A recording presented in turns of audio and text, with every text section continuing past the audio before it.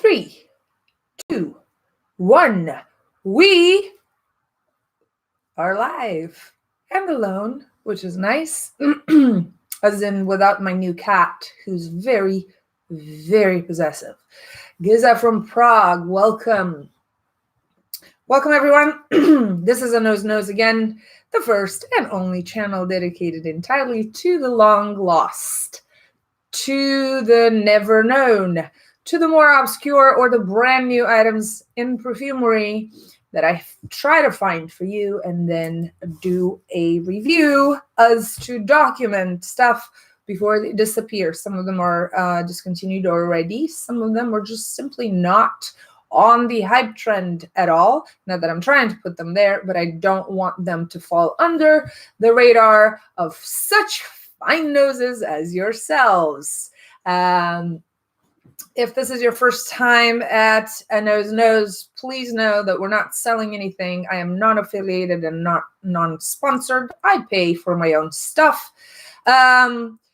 But I take my time. So if you're looking for a very, very fast review, please come back after the live. I'm going to write the time when I actually start describing the fragrance in the description box below. Otherwise, we're going to have, just as we always do, a very long introduction with a very detailed contextual presentation of the house. Particularly when it comes to houses I've never reviewed for you before. Rich Mitch, welcome. Ashfaq from Bangladesh, welcome, my friend.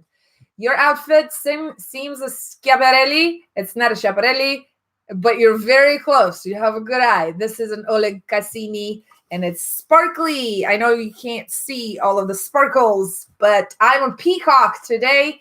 Liliana Dobrinescu, welcome. Cornelia Avni, Mama Sotede in Valentino Vendetta, nice. And the bottle is to die for. Maybe we should do some more vintages. JC Russell, hi. I don't know if you're new here, but if you are, welcome.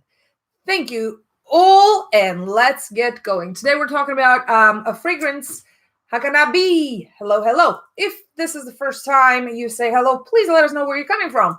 We have viewers all over the world, even though usually it's not a big party, but it's a good party. It's the right kind of people party. Then let's go. Good day, good humans from Romania. All right, today we'll be talking about a fragrance that I, against all of my instincts and against all of my beliefs, called feminine quite a few times. As some of you know, I actually do not believe in gendering fragrance. It's foo-foo water. It's perfumey water. If we want to pretend that it's masculine or it's, you know, making me more of a woman, I think we're all delusional. It's just something that smells nice. Let's leave it at that. I've worn Kouros my entire life, vintage Kouros at that. Nobody ever mistook me for a man, nor did I ever feel like less of a woman. I am all woman. And if you've ever seen me in real life, you know what I mean. So yeah, until I'm going to see hormones in a bottle, I can't really bring myself to say one is this or that. However, for those of you who do care, for those of you who do have very strong feelings or preferences for one or the other end of the spectrum, this is an information you need to have. I think you would catalog this as travel sensibilities. You would catalog this as a feminine fragrance, although I've tested it as I do on my partner, who is a male, but has exotic skin, so to speak, in English American terms. He is not, in other words, he's not Western European. He has a different kind of genetic fabric. So if it helps in any way, on him, it becomes dry and dusty. On me, it becomes powdery and extremely floral. And I wouldn't call it sexy. I don't know what I am today. I am what I am, and I think I am what I am every day, and when I'm asleep. I don't know what I am. I'm a peacock. That's what I am today. I'm a peacock. You smells good is here from Canada. Everybody say hello, Eugene. Yeah, so it's foo-foo water. If you need foo-foo water, flower water to grow some balls, that's your choice. But the way I present things is slightly different, usually, because I believe whatever you are comes first, and I wear the clothes don't wear me.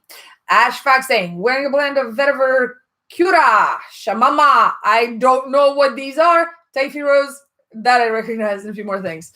All right, so we're talking about a house that is French, a house that kind of launched under the radar. It's relatively new. When I say relatively new, that means it came out in the past 5 years or so. With their latest offering.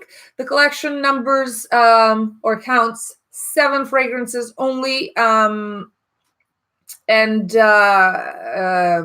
they are built using concepts honoring or surrounding important female figures in history. Now, some of these were very bloody female figures. I'm not sure they did their research very well. You know, when you have a movie, usually you have historians or historian consultants who come and say, actually, this is not what they wore back then. Actually, this is not what they ate back then.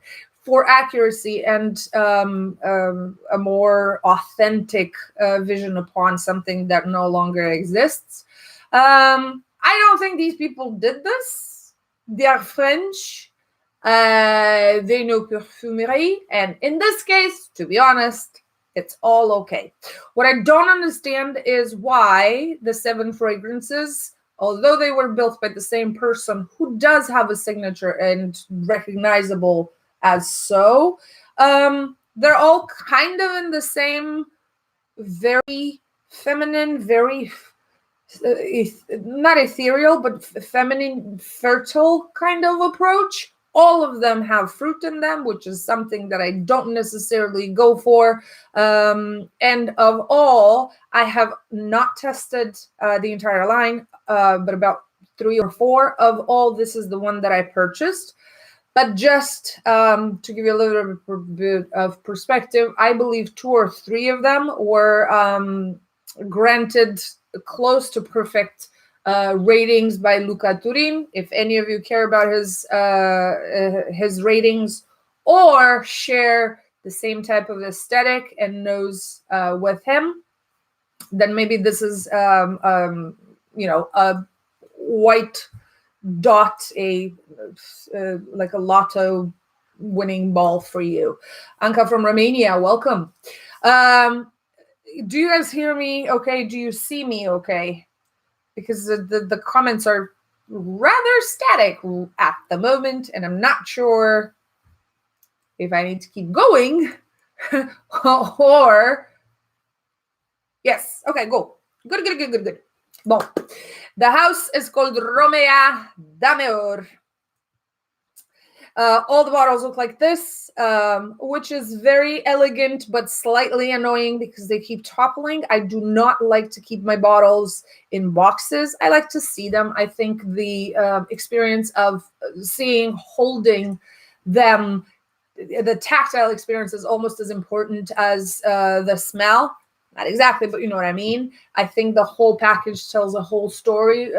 That's why it's important sometimes to actually go through the whole process of ordering, paying, picking them up, unboxing them for real, not necessarily on camera, just to be able to understand how somebody thought through the entire process. In this case, I think visually they're very in line with what they're trying to accommodate, which is a notion of, feminine mystique and feminine permanence and feminine power throughout centuries. This is called the Souveraines of Egypt. For some reason, they chose to put the English name as well as the French. I learned of it as the French, Les Souveraines d'Égypte, like this. There's one dedicated to the princesses of Venice. I am not aware of any princesses of Venice. I know what the aristocracy looked like back in Venice when it was an independent republic. There were no princesses. But hey, like I said, they're French. They didn't do their research very well. There's one dedicated to the top. This is 100 mils. Top layer of Venetian aristocracy back in the day when Venice was an independent state, which did happen in history. If you didn't know that, go look it up. That's why Venice has a completely different gastronomy from the rest of Italy. And different kinds of industries like glass blowing and other things. They're different because they were a different country at some point, so to speak. There's one dedicated to the Inca priestesses, of which we didn't have that many, and the ingredients do not speak to me in any way, to be honest. There's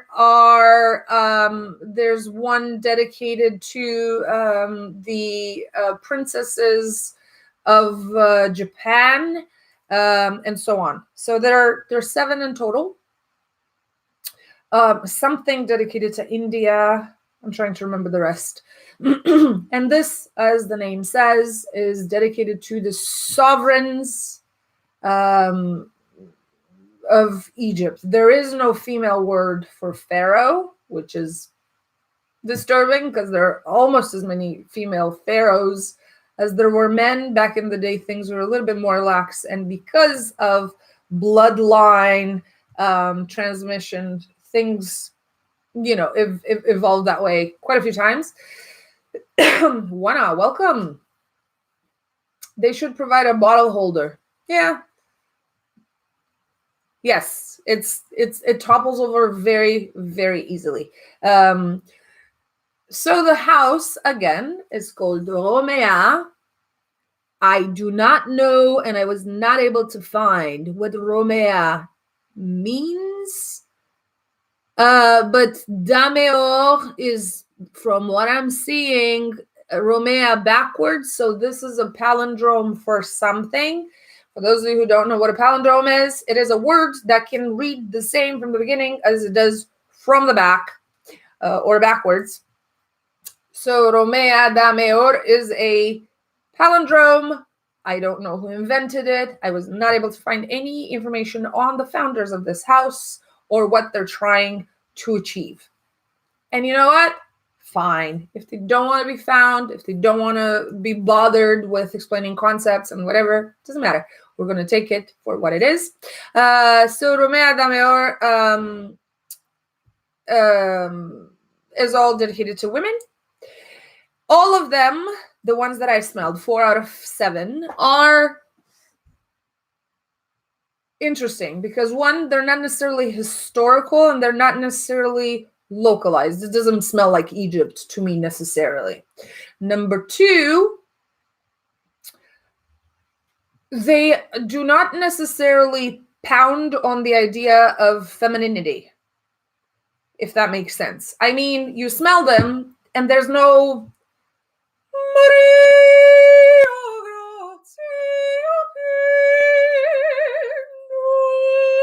none of that. I mean, you don't go feminine, maternity, sanctity of creation in any way. Also, there's no vixen-y stuff. Trust in me. Just in me. Close your eyes. They're not at the extremes of how femininity has been understood and expressed in creative manifestation along the history of art. They're kind of in the middle. I'm trying to find an equivalent in human form so I can tell you this is like so-and-so in this movie. but I can't. I can't come up with anything, which makes me either wonder if they're neutral enough to just be conceptual, which is nice, or they're blah enough to not inspire a visual association with femininity. I don't know which one it is, but what I can tell you is that this is one of the fragrances that I spray with abandon. You know, like there's such interesting syntagma in describing perfume nowadays. If it's sparkly citrus, spraying with abandon, beast mode, and all those other things, sure. I think we're developing a new language, a new cheesy language in describing fragrances. Anyway, this is the Sovereigns of Egypt. For some reason, they decided it's inspired by Egypt. All fragrances, like I said, have fruit, and that kind of makes sense because all fragrances were built by Pierre Bourdon. Pierre Bourdon, in my opinion, is extremely talented and has a nose, if you want, for success, for things that are full of potential to develop a cult following. Pierre Bourdon built Dolce Vita for Dior, which I think is spectacular. The vintage one is fabulous. He made Kuros, speaking of, the same male full of testosterone, I'm a man, hear me roar type of a thing that I've been wearing for my entire life. He made Cool Water for Davidoff, which may not be your cup of tea, but it is widely spread enough to warrant the respect of being just that popular. Also at Davidoff, he made Good Life, which I used to absolutely adore. If somebody would replicate that in a more natural version, it would be in my top ever, and a permanent in my collection. He did a bunch of stuff for Mal. He did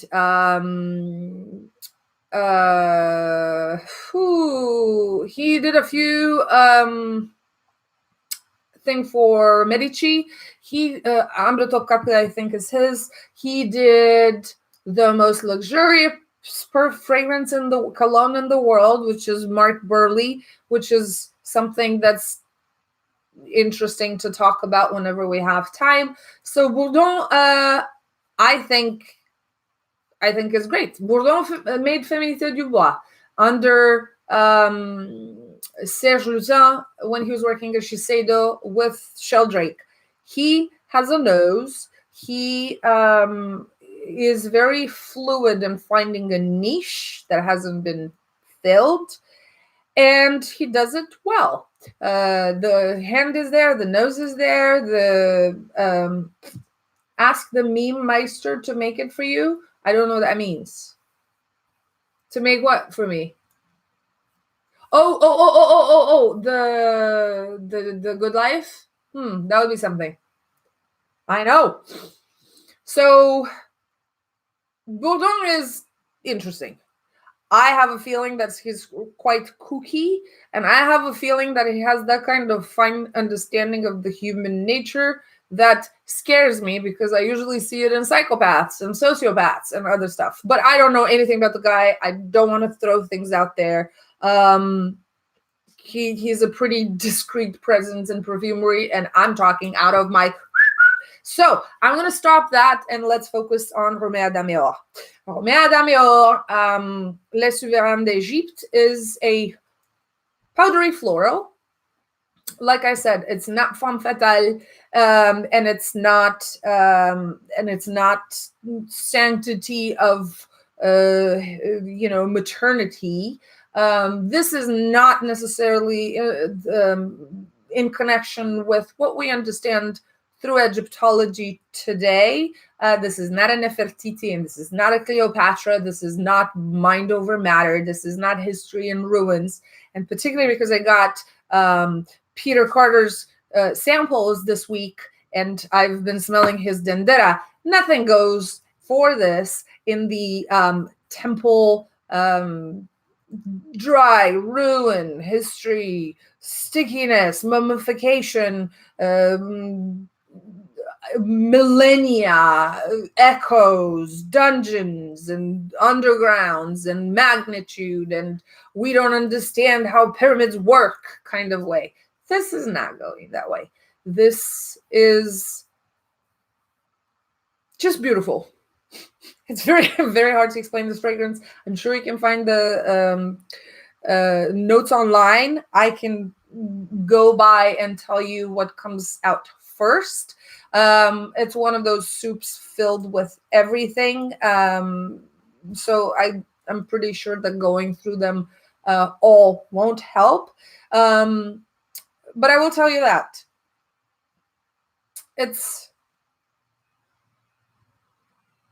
it smells like it's easy. It builds up. In other words, I don't ever do, you know, there's some Instagrammers who have a huge following who never discuss fragrance. All they do for their audience is spray.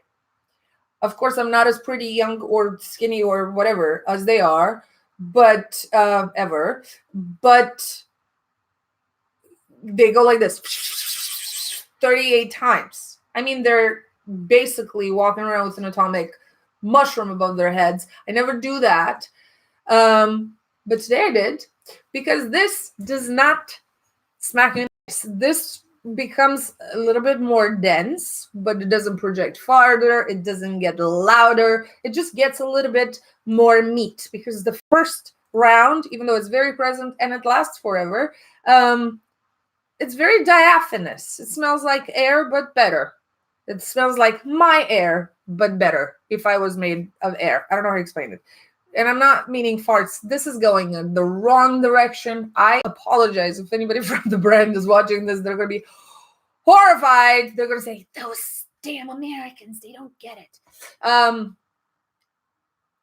This is a sweet, floral, slightly wet, and almondy concoction that is very neutrally feminine. It does not sell sex, and it does not sell virginity. For some reason, women have always been put on this spectrum.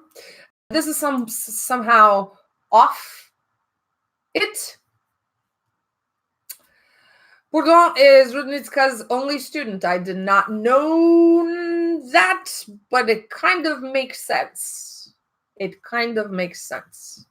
Rudnitska was another one out there in the different spheres. All right, so if you want a reminds me of, I would say this goes in the Yop Le Bon direction, or What We Do in Paris is Secret direction.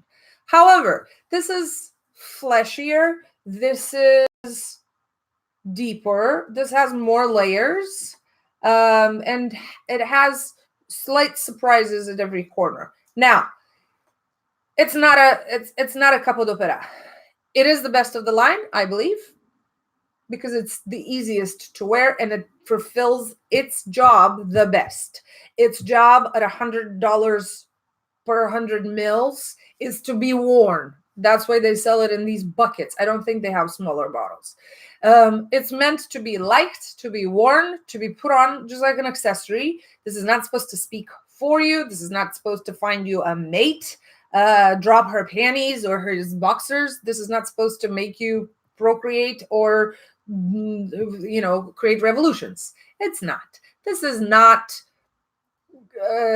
inspirational or making you think of the very highly placed official. It's not. I doubt this is what sovereigns of Egypt used to smell like, because it's a light smell, because it's a floral smell, because it's a delicate and unassuming. This is not, I'm a sovereign of anything except my own chair, my own office, and my own life, if you're lucky. So it opens very wet with marshmallows. Not marshmallows. I don't know what they're called. Baisers They're called in French baisers. Like a very dry meringue. If you know the word in English, please let me know. Because there is something slightly albuminic, slightly eggy, slightly collagen-y about it. That's what I'm saying. It has some substance. It has some wetness. This came out in 2008. It was created in 2007. So it has a few years behind it. It's still in production as far as I know. I tried to look it up on Parfumo, but the first thing that came up on the page was something about taking your ear wax out. And I thought, it's so random, and so I got distracted and it didn't actually scroll down to see what they're saying about it. Maybe macaroon. It's not a macaroon because the macaroon has the nut, the almond flesh in it. This is not. This is not like that. It's more like almond essence drops, almond flavor, onto a very fluffy egg white sugar spun something. Earwax, yes. It was relatively random and completely disturbing at that time, so I didn't really get to read much about it. So it opens with a very sweet, very fluffy, airy, think egg whites, beat egg whites. There's a lot of air. That's what makes them white. That's what makes them peak. And if you're bakers, you know what I mean. But that part is dry. The vanilla is confectionery vanilla. The almond, which is probably a heliotrope, is very clear. It doesn't go into Play-Doh or doll head at all for me. It's just, oh, this is what it is. Meringue. Drive that bottle through Max 40's hearts to end his reign of terror. Why? He doesn't like what? Max was good to me. I mean, to me, he was at least a person of his word. I don't know beyond that. Alex Jora. Sounds like meringue cookies. Yes. Then there's a fruity layer. I'm drooling. There's a fruity layer, which, again, I've smelled in the entire collection. Bourdon does have a fruity touch to his things. But unlike Christine Nagel, for example, who goes...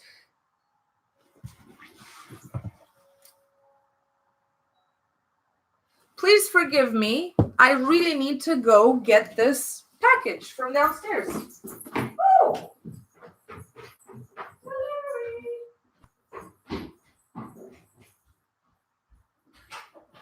Hello? Yes. Again? You should have talked to you all day, right? Yes. Oh. I gotta run. Thank you. I do have a permit. Thank you. Wait.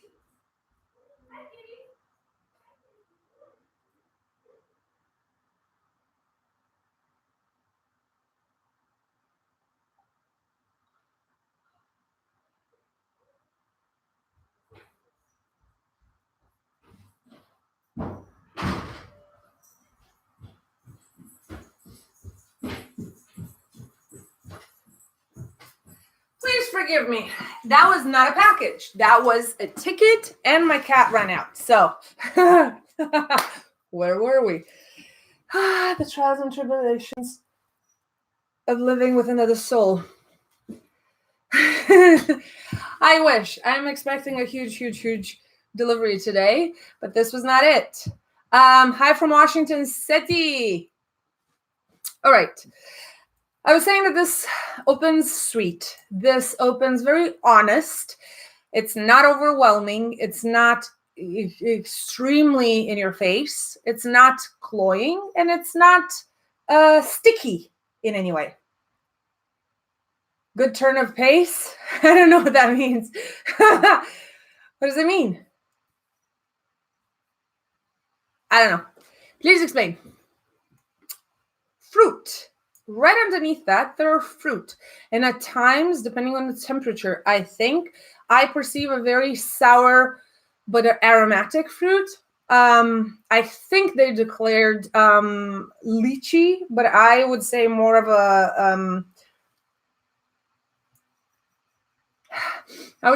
a passion fruit and a little bit of rhubarb in that direction, kind of a thing. There is creaminess in this. There might be something. I'm right here. Pisica, aici sunt iubita mea. Hi, kitty. No, you're not alone. Don't freak out. We have a new cat, and this is what's happening.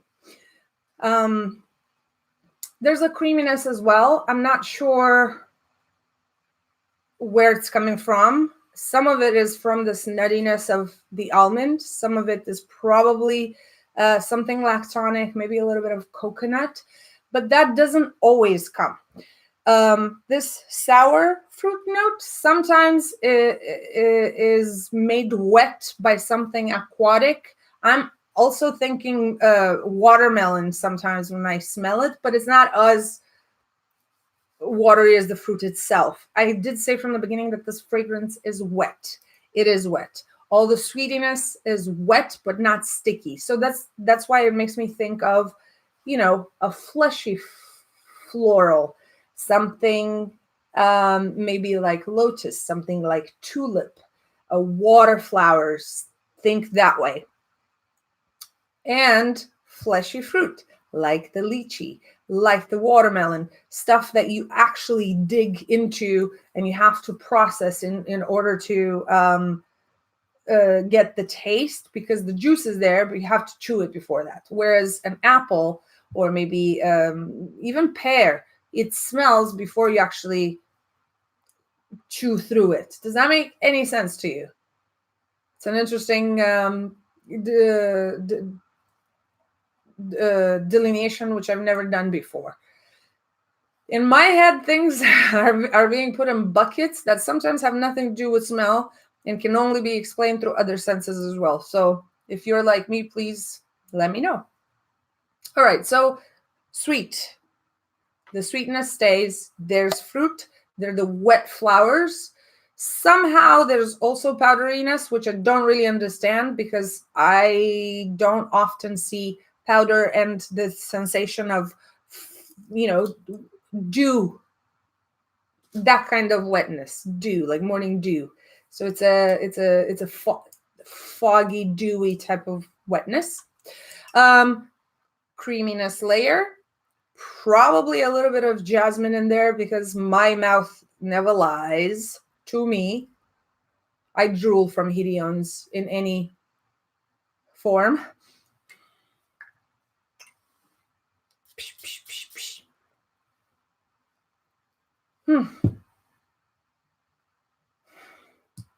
As it settles, more stuff comes out. There's vetiver. Soft, a little bit dusty, not very woody, not very grassy. It's just a background tea-like white light, not too fermented, not too ripe, accord in the back. There's a little bit of mixed resin base, a little bit of benzoin, maybe something balsamic, but very thin and very soft. I love Peru. I love Tolu. I love Gurjun. I love a lot of balsams. I have a hard time with cade oil, which for some reason falls in the same category, but usually I love balsams. This one is very soft and very diluted, very creamy, almost like the more honey part of propolis. Nothing medicinal, nothing green in that direction. Maybe some patchouli, maybe a little bit of rose, but the candied almost rose, and that's about it. That comes through to the nose if I really, really, really try. I remember that they declare way more ingredients than that, way more notes, way more accords. People who talk about it talk about such complexities or not at all. The lotus flower shows up a lot in Egyptian writers. It makes sense. From my experience, everybody who's been trying this at first dismisses it. And then as they keep wearing it, or if they reapply, retest, retry, they become enamored with it. It's such an easy cloud of something to wear.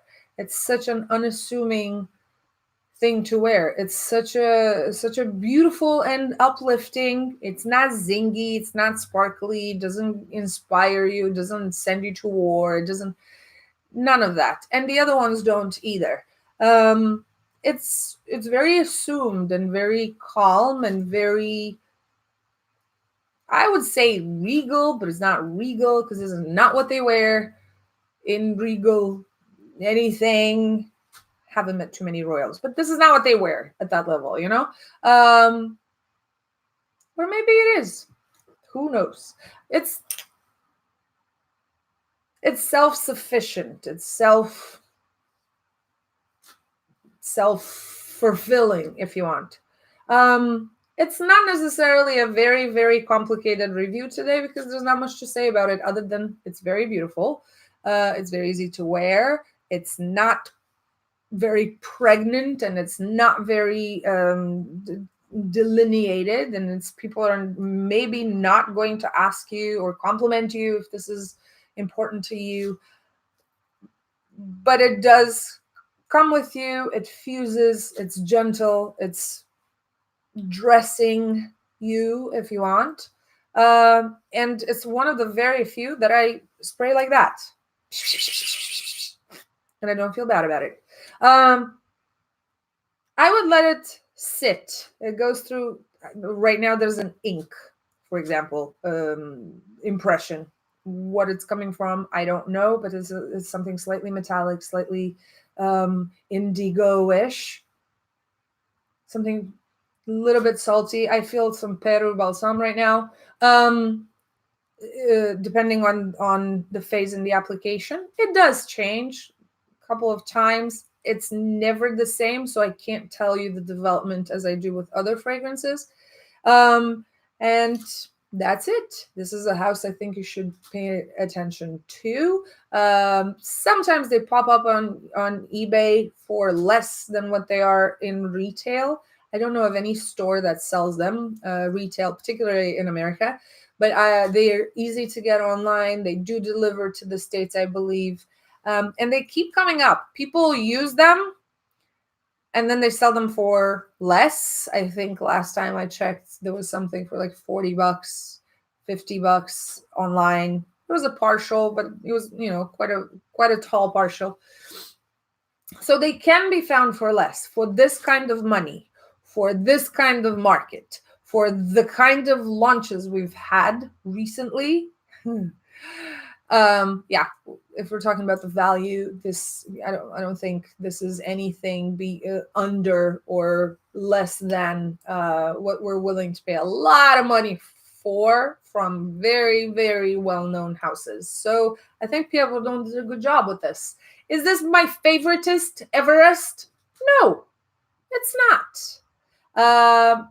Particularly because I have a very personal association with Yop Le Bain, which has emotional, melancholic references for me. So as long as that one is in my house, I've already decided on something to fill that particular type of bucket. But if you don't have any sensibilities and any weaknesses for Le Bain, I think this is a good thing to explore, and a little bit more value for what you're getting. than What We Do in Paris is Secret. Not saying they're identical, I'm just saying they're the same category.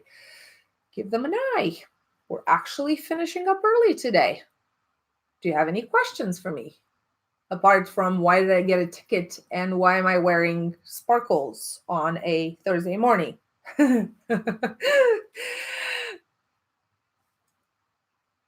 Yes, it does have a light floral nature, but it's not a dry floral. Like I said, it makes me think of wet flowers, water flowers. So lotus, tulip, and a couple of others fall into this category for me.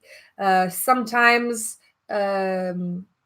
blossoms can fall into this category. For example, apple and pear blossoms, if depending on the intensity and how they're blended, or what other smells they're mixed with in nature or otherwise, sometimes they fall into this kind of wet flower, juicy flower. Magnolia, which is not necessarily a white indolic for me, is also, they're fleshy. Their petals are. Can we discuss Good Life? What would you like to know about Good Life? And sure, let's discuss Good Life. What do you want to know? I don't have it in the house. Again, I used to love it. And I've worn it. And I am not wearing it right now because I feel it very chemical on my skin. There are a few things that I just can't tolerate anymore, but the smell itself, the creative composition is to die for, in my opinion. Also very fruity, also floral, also powdery. I think it's one of the cheapies, although it's not very cheap, but the more inexpensive fragrances that are brilliant, in my opinion. There's an ylang there that I don't think I've met in any other fragrance that is so restrained. And for some reason, Good Life smells very British to me, even though it smells like nothing I've seen coming out of Britain. In my head, the tartan smell is Good Life. And it's warm. Scotland is not necessarily warm, but it's Scottish in particular, not English. Not to offend anybody, it's, limey, creamy little number. Yes, it does smell like the 2000s, maybe like even the 90s. It smells like middle school. That's not where I found it and wore it, but it smells like those first loves, when you're 13, 14 and you kissed or something, and it's very important kind of a thing. That's that kind of plenitude and being filled, simpler times. Yeah, exactly. That's what it smells like to me. It used to be smelling of the fruit fig, the fruit. No fig leaf, although it had a little bit of spicy or whatever in there, if I remember it correctly. Powdery orris, goody long, some very creamy notes. It was very, very beautiful. Nowadays, just doesn't sit well, but back then it was. So that was it, folks. I'm gonna leave you since I finished early. It's 11:44. This was Les Souveraines d'Égypte, Romea Dame et Or. It's a fruity, powdery floral that's very feminine and very almondy and very unassuming. Nothing regal about it, but very, very easy to wear. I will leave you here. Rich, we can continue our conversation in private if you want.